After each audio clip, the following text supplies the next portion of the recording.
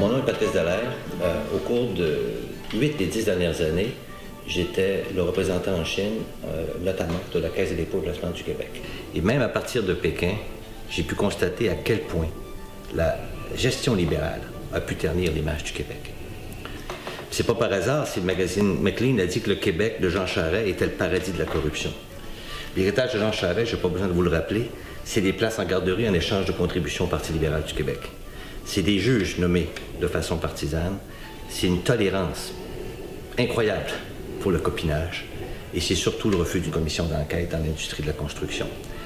Et pour nous, dans Louis Hébert, c'est le refus par Sam Hamad, alors ministre des Transports, de prendre connaissance du rapport du Chesneau sur la collusion au sein de son propre ministère. Avouons que c'est plutôt troublant. Le tort que les libéraux ont fait à l'image du Québec est absolument impardonnable. J'aime le Québec et je veux qu'il redevienne un exemple d'intégrité, comme il était sous René Lévesque et sous le Parti québécois. Aujourd'hui, 18 anciens ministres de Jean Charest font partie de l'équipe de Philippe Couillard.